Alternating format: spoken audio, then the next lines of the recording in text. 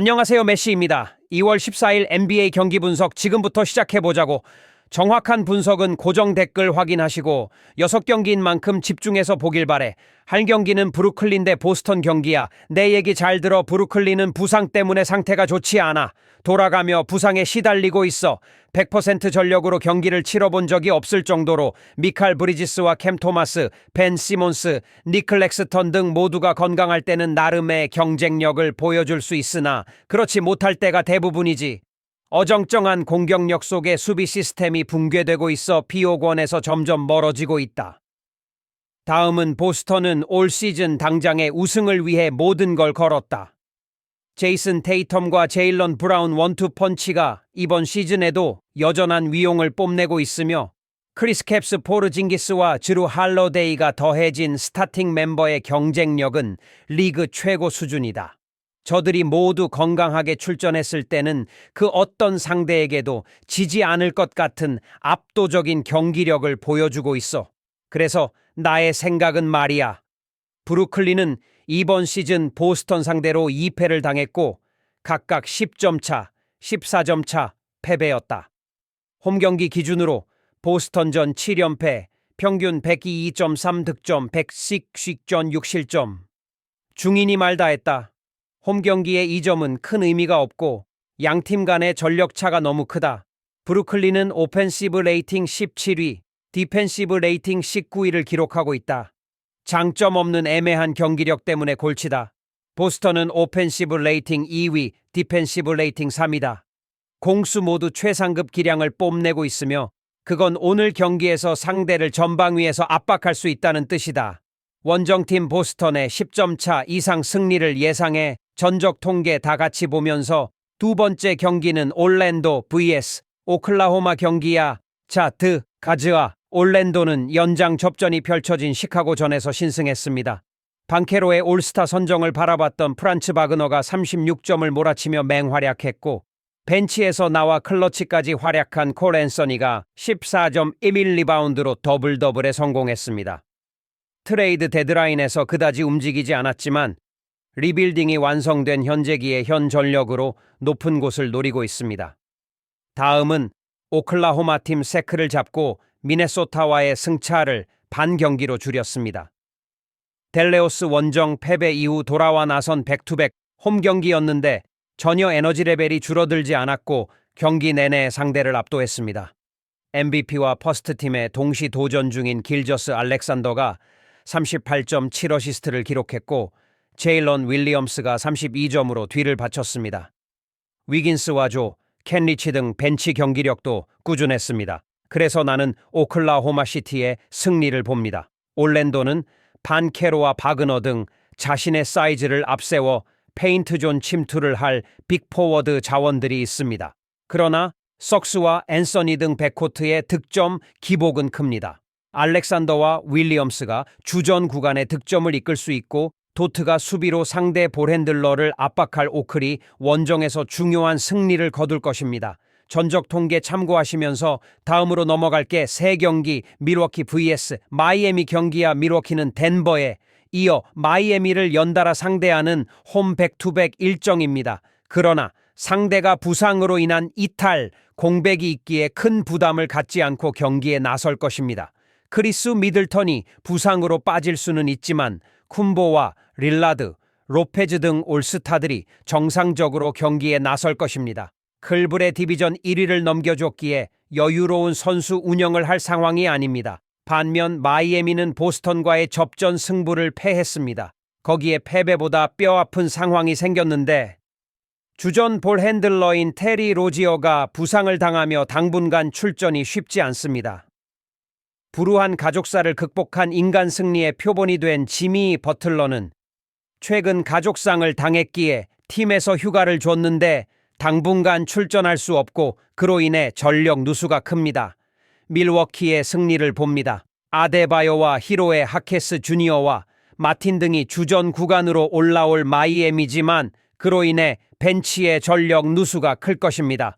또 마틴과 하이스미스 등이 4번 수비를 해야 하는데 쿤보의 물리적 높이를 감당하기 어렵습니다. 밀워키가 전력 누수가 큰 마이애미 상대로 승리를 챙길 것입니다. 전적 통계 보면서 참고해주세요. 내 경기는 계속 이어서 설명 갈게. 피닉스 vs 세크라멘토. 경기야 피닉스는 최근 골스 원정에서 종료 3초 전 D점차 리드를 지키지 못하고 패했습니다. 상대의 아웃 오브 바운드 상황에서 커리를 막지 못하며 3점을 허용해 역전패를 당했습니다. 듀란트와 부커가 56점을 합작하며 끝까지 접전을 가져갔는데 승리하지 못했기에 이번 홈경기 결과가 중요합니다. 세크는 디비전 순위 경쟁 팀이라는 점도 감안해야 합니다. 오닐의 합류로 로테이션이 원활해졌기에 승리를 노립니다. 다음은 세크라멘토 오클 원정에서 패하고 피닉스를 상대합니다. 사보니스가 언제나처럼 10개 이상의 리바운드를 걷어내며 20점 동반 트리플 더블에 성공했고 벤치 에이스인 말릭 몽크가 3점슛 6개 포함 26점을 몰아쳤지만 팍스가 부진했습니다.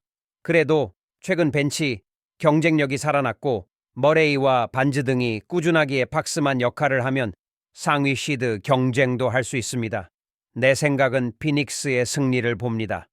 너키치를 상대할 사보니스가 골 밑에 우위를 가져갈 것으로 보이는 세크지만 최근 팍스의 미드레인지가 터지지 않기에 원정에서 고전할 것입니다. 듀란트가 반즈의 사이즈를 공략할 수 있고 데빈 부커와 브래들리 빌, 알렌의 외곽포가 있을 피닉스가 승리할 것입니다. 전적 통계 보시면서 참고 부탁드립니다.